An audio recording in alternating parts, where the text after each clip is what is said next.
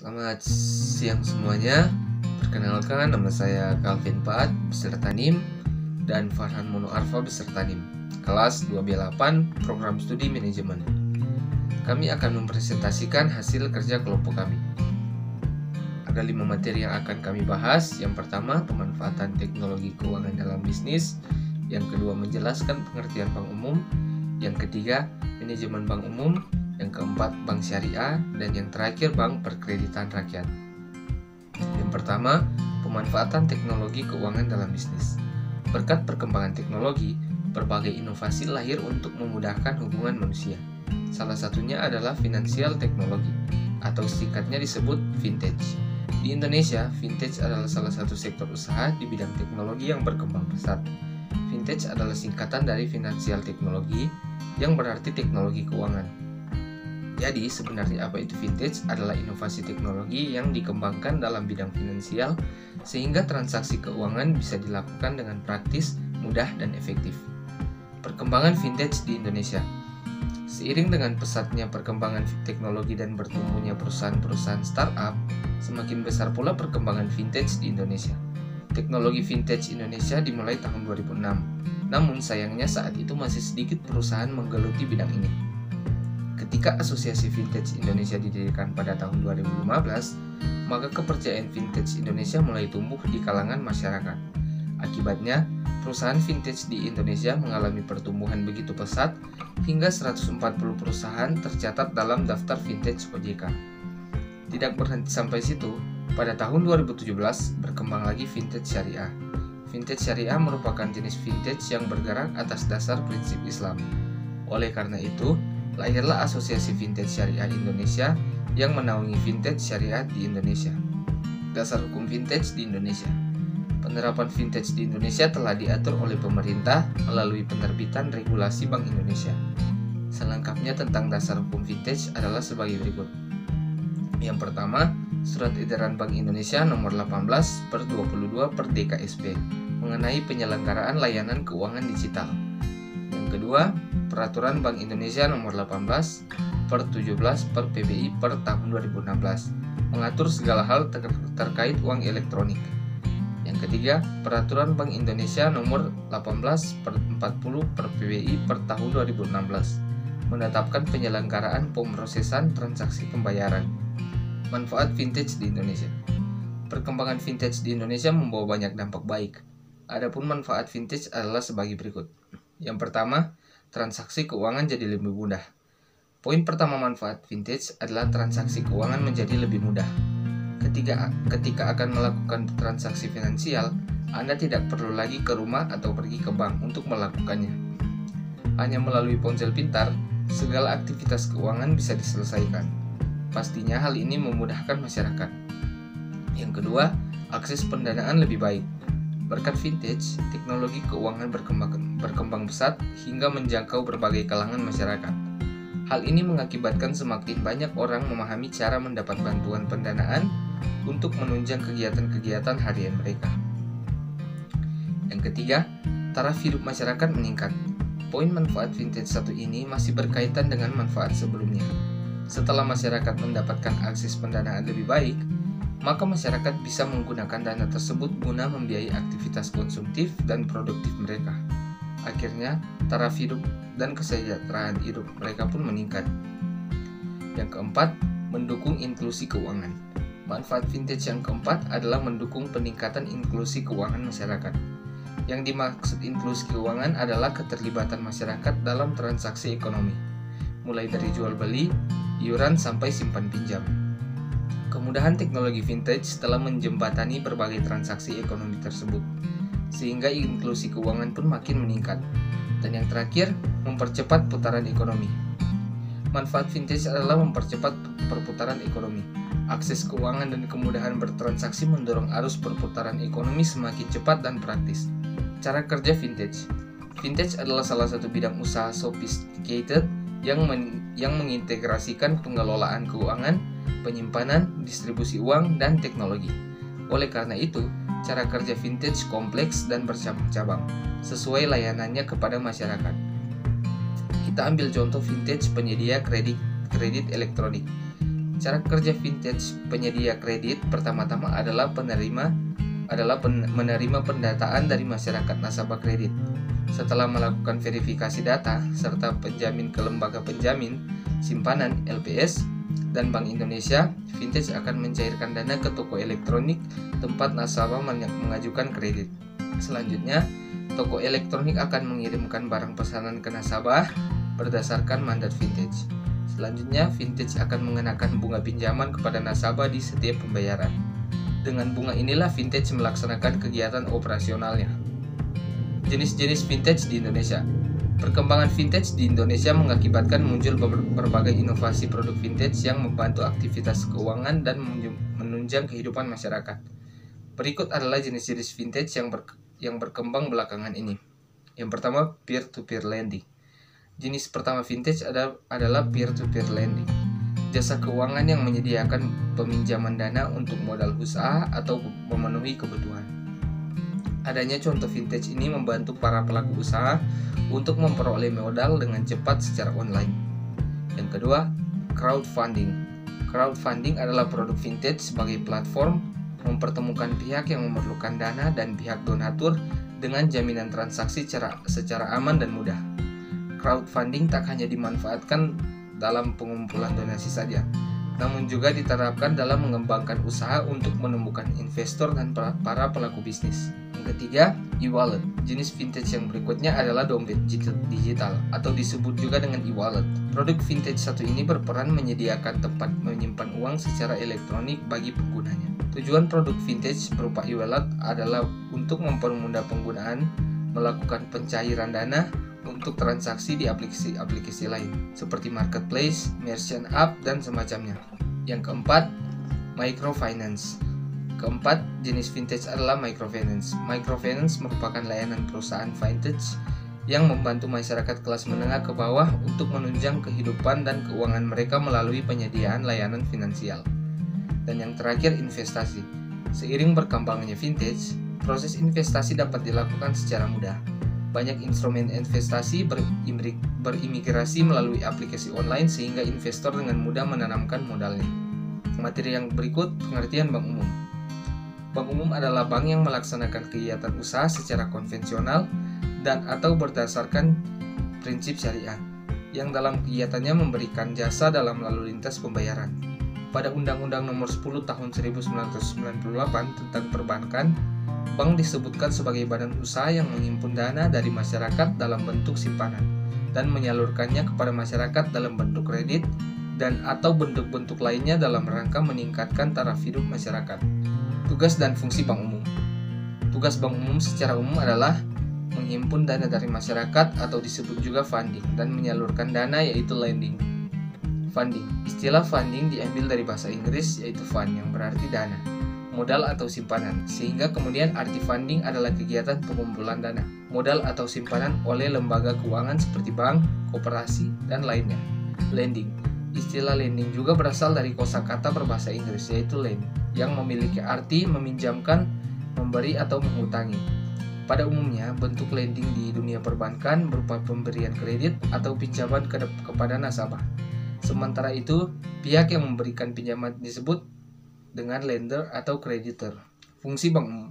Fungsi bank umum secara umum dibagi menjadi 3 fungsi, yaitu yang pertama, agen of trust, agen kepercayaan. Agen of trust yaitu lembaga yang berdasarkan kepercayaan. Dasar utama kegiatan perbankan adalah kepercayaan, baik dalam penghimpun dana maupun penyalur dana. Dalam fungsi ini harus dibangun kepercayaan yang bergerak kedua arah, yaitu dari dan ke masyarakat. Yang kedua, agen of equity. Setiap orang yang ingin membuat sebuah usaha tentunya memerlukan modal yang tidak sedikit. Begitu jika Anda ingin mengembangkan usaha yang sudah Anda miliki sebelumnya, maka Anda memerlukan modal yang besar. Kebanyakan orang Indonesia pasti memilih bank untuk meminjam sejumlah uang guna meningkatkan badan usaha mereka. Disinilah fungsi bank dibutuhkan selaku agen ekuitas atau agen pemodalan, sehingga seluruh rakyat Indonesia bisa meminjam modal di bank dengan bunga peminjaman yang sudah disetujui sebelumnya. Agen of development. Fungsi yang pertama dari bank umum adalah sebagai agen pembangunan atau agen of development, di mana bank umum memiliki kewajiban untuk ikut turut serta dalam pembangunan negara Indonesia. Sehingga setiap bank umum yang ada di Indonesia haruslah memiliki visi dan misi yang jelas dalam pembangunan Indonesia. Kegiatan usaha bank umum. Yang pertama, menghimpun dana dari masyarakat dalam bentuk simpanan berupa giro, deposito berjangka, sertifikat deposito, tabungan, dan atau bentuk lainnya yang dipersamakan dengan itu. Yang kedua, membeli, menjual atau menjamin atas risiko sendiri maupun untuk kepentingan dan atas perintah nasabahnya. Yang ketiga, memindahkan uang baik untuk kepentingan sendiri maupun untuk kepentingan nasabah. Yang keempat, memberikan kredit. Yang kelima, menerima pembayaran dari tagihan atas surat berharga dan melakukan perhitungan dengan antar pihak ketiga. Yang keenam, melakukan kegiatan penitipan untuk kepentingan pihak lain berdasarkan suatu kontrak. Dan yang terakhir, melakukan kegiatan anjak piutang, usaha kartu kredit, dan kegiatan wali amanat. Manajemen bank umum. Seseorang dapat menemukan banyak definisi tentang manajemen bank. Biasanya manajemen bank berarti proses yang mengatur kegiatan hukum bank. Manajemen bank dapat didefinisikan oleh objek manajemen tertentu, aktivitas keuangan yang berhubungan dengan masalah perbankan. Manajemen bank juga memperhatikan penerapan fungsi manajemen di bidang perbankan. Dimanapun bank berada, baik di negara maju, kapitalis, sosialis, dan negara berkembang, mempunyai peranan utama yang sama, yaitu sebagai lembaga intermediasi keuangan yang mengalihkan dana dari sektor surplus dana kepada pihak sektor defisit dana. Di samping menyediakan jasa keuangan lainnya, peranan bank dapat terlaksana bila sektor perbankan mendapat kepercayaan dari nasabah dan masyarakat. Faktor lain adalah likuiditas dan solvabilitas sektor perbankan. Likuiditas artinya setiap bank harus mampu memenuhi kewajiban yang jatuh tempo tanpa ada diskriminasi nasabah utama dan nasabah bukan utama, nasabah besar dan nasabah kecil, nasabah korporat dan non-korporat. Di samping itu, setiap bank harus solvable, artinya harta harus lebih besar daripada hutang. Khusus untuk negara yang sedang berkembang seperti Indonesia dan negara selatan lainnya, peranan bank harus mampu bertindak sebagai motivator, dinamisator, stabilisator perekonomian nasional. Untuk dapat berperan seperti yang tersebut, bank harus mampu menopang kelancaran aktivitas ekonomi nasional dengan sistem pembayaran yang efektif dan efisien, menjadi alat utama pelaksana kebijakan moneter dan pemberi kredit yang efektif dan efisien. Pentingnya peranan bank bagi pembangunan ekonomi nasional. Pemerintah pusat dan daerah mendanai pendirian bank-bank seperti Bank Mandiri, Bank BNI, Bank Tabungan Negara, dan bank-bank daerah pembangunan. Sektor manajemen bank umum, upaya bank untuk memaksimalkan keuntungan pada berbagai kepentingan. Anda harus memiliki semua masalah ini, seperti manajemen aset, likuiditas manajemen, manajemen modal, dan kewajiban untuk bekerja bersama untuk memperoleh keuntungan, dan manajemen bank untuk mengatur masalah tersebut. Tujuan manajemen bank umum. Tujuan utama pengelolaan bank adalah menjadikan unsur-unsur kegiatan perbankan guna menghasilkan keuntungan. Dengan demikian, manajemen bank memastikan sistem interaksi yang optimal dan organik dari elemen-elemen tersebut. Karakteristik manajemen bank umum. Karakteristik pengurus bank ditentukan oleh faktor-faktor berikut: keahlian manajemen dan perencanaan, fungsi manajemen, analisis strategi dan pengembangan kebijakan, manajemen likuiditas, kualitas perencanaan, manajemen risiko suku bunga, mata uang dan kredit, manajemen sumber daya manusia, manajemen sistem kendali, audit dan audit internal. Apa yang dilakukan manajer bank? Barang yang disimpan dalam pengolahan keuangan bank dan perbankan lainnya disebut manajer bank.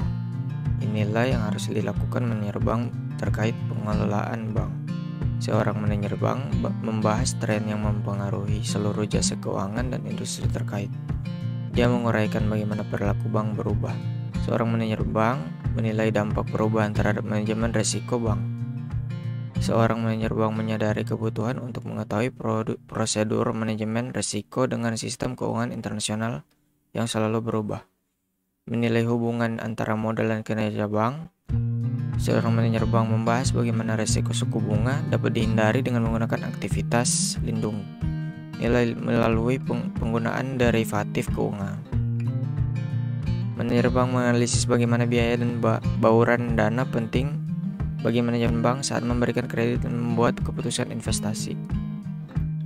Sistem manajemen bank sebenarnya adalah sebuah aplikasi yang menangani pembayaran lembaga organisasi keuangan ke BFS. Intinya untuk memaksimalkan keuntungan, Anda memerlukan upaya untuk mengkoordinasikan semua masalah perbankan. Dan manajemen bank yang efektif dapat membantu Anda memperoleh keuntungan maksimum dengan risiko minimum. Bank Syariah. Penjelasan bank syariah tertuang dalam Undang-Undang Nomor 21 Tahun 2008 tentang perbankan syariah. Bank syariah merupakan bank yang menjalankan kegiatan usaha berdasarkan prinsip syariah, dan menurut jenisnya terdiri atas bank umum syariah dan bank pembiayaan rakyat syariah. Pada dasarnya adalah entitas yang melakukan penghimpunan dana dari masyarakat dalam bentuk pembiayaan atau dengan kata lain melaksanakan fungsi intermediasi keuangan. Tujuan dan fungsi perbankan syariah. Perbankan syariah bertujuan menunjang pelaksanaan pembangunan nasional dalam rangka meningkatkan keadilan, kebersamaan, dan pemerataan kesejahteraan rakyat. Sementara itu ada 4 fungsi perbankan syariah, yaitu bank syariah dan unit usaha syariah wajib menjalankan fungsi menghimpun dan menyalurkan dana masyarakat. Bank syariah dan unit usaha syariah dapat menjalankan fungsi sosial dalam bentuk lembaga baitul mal, yaitu menerima dana yang berasal dari zakat, infak, sedekah, hibah, atau dana sosial lainnya, dan menyalurkannya kepada organisasi pengelola zakat. Bank syariah dan unit usaha syariah dapat menghimpun dana sosial yang berasal dari wakaf, uang, dan menyalurkannya kepada pengelola wakaf, nazir, sesuai dengan kehendak pemberi wakaf atau wakif. Jenis bank syariah. Bank syariah terdiri atas bank umum syariah dan bank pembiayaan rakyat syariah. Bank umum syariah. Bank umum syariah adalah bank syariah yang dalam kegiatannya memberikan jasa dalam lalu lintas pembayaran. Kegiatan usaha bank umum syariah meliputi menghimpun dana dalam bentuk simpanan berupa giro, tabungan, atau bentuk lainnya. Menghimpun dana dalam bentuk simpanan berupa giro, tabungan, atau bentuk lainnya yang dipersamakan dengan itu berdasarkan akad wadiah atau akad lain yang tidak bertentangan dengan prinsip syariah. Menghimpun dana dalam bentuk investasi berupa deposito, tabungan, atau bentuk lainnya yang dipersamakan dengan itu berdasarkan akad mudharabah dan akad lain yang tidak bertentangan dengan prinsip syariah. Menyalurkan pembiayaan bagi hasil berdasarkan akad mudharabah, akad musyarakah, dan akad lain yang tidak bertentangan dengan prinsip syariah. Bank pembiayaan rakyat syariah. Bank pembiayaan rakyat syariah adalah bank syariah yang dalam kegiatannya tidak memberikan jasa dalam lalu lintas pembayaran. Kegiatan usaha bank pembiayaan rakyat syariah meliputi a. Menghimpun dana dari masyarakat dalam bentuk simpanan berupa tabungan yang dipersamakan dengan itu berdasarkan akad wadiah atau akad lain yang tidak bertentangan dalam prinsip syariah. Investasi berupa deposito dan atau tabungan atau bentuk lainnya yang dipersamakan dengan itu berdasarkan akad mudharabah dan akad lain. B. Menyalurkan dana kepada masyarakat dalam bentuk pembiayaan bagi hasil berdasarkan akad mudharabah dan musyarakah. Pembiayaan berdasarkan akad mudharabah, salam, atau istinah. Pembiayaan berdasarkan akad qardah. Pembiayaan penyewaan barang bergerak atau tidak bergerak kepada nasabah berdasarkan akad ijarah atau sewa beli dalam bentuk ijarah, muntahiyah, bitamlik, dan pengembalian utang berdasarkan akad hawalah. Menempatkan dana pada bank syariah lain dalam bentuk titipan berdasarkan akad wadiah atau investasi berdasarkan akad mudharabah atau akad lain. Memindahkan uang baik untuk kepentingan sendiri maupun kepentingan nasabah melalui rekening bank pembiayaan rakyat syariah yang ada di bank umum syariah, bank umum konvensional, dan unit usaha syariah. Menyediakan produk atau melakukan kegiatan usaha bank syariah lainnya yang sesuai dengan prinsip syariah berdasarkan persetujuan Bank Indonesia, sekarang OJK. Bank Perkreditan Rakyat (BPR) adalah bank yang melaksanakan kegiatan secara konvensional atau berdasarkan prinsip syariah yang dalam kegiatannya tidak memberikan jasa dalam lintas pembayaran. Kegiatan BPR jauh lebih sempit jika dibandingkan dengan kegiatan bank umum karena BPR dilarang menerima simpanan giro, kegiatan falas, dan peransuransian. Fungsi Bank Perkreditan Rakyat. BPR tetap memiliki fungsi utama, yaitu menjalankan fungsi intermediasi atau perantara keuangan, mengumpulkan dana masyarakat dan mengalirkan ke masyarakat, baik dalam bentuk kredit dalam bentuk lainnya dengan tujuan yang mendorong kegiatan usaha masyarakat, terutama untuk disalurkan pada usaha retail dan kredit kecil. Praktiknya kegiatan BPR memang tak seluas kegiatan bank umum, karena BPR itu ditujukan sebagai institusi keuangan mikro.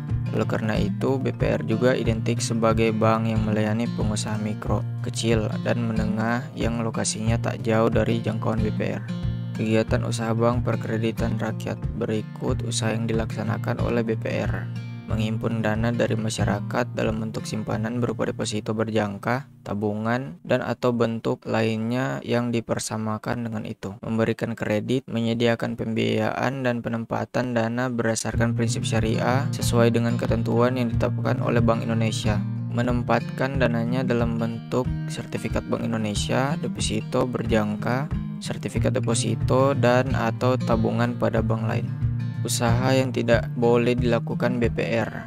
BPR tidak diizinkan untuk menerima simpanan berupa giro, melaksanakan kegiatan usaha valuta asing, melakukan penyertaan modal dengan prinsip prudent banking, serta usaha perasuransian. Jadi, usaha yang dilakukan BPR itu adalah menghimpun dana dan mengalirkannya dengan memperoleh keuntungan dari efek menyebar dan pendapatan bunga. Jenis-jenis BPR berdasarkan data dari Himpunan Bank Perkreditan Rakyat Indonesia Perbarindo, saat ini BPRS di Indonesia menemukan 1.558 BPRS yang kepemilikannya 100% Indonesia. Dari jumlah tersebut, BPR dapat digolongkan dalam beberapa kategori. Berdasarkan kepemilikannya, maka BPR terbagi menjadi dua, yaitu BPR yang dimiliki oleh pemerintah, umumnya pemerintah daerah tingkat 2, dan BPR yang dimiliki oleh swasta. Berdasarkan jenisnya, maka BPR dapat digolongkan menjadi 3. BPR Badan Kredit Desa (BKD). BPR adalah lembaga keuangan yang beroperasi di wilayah pedesaan.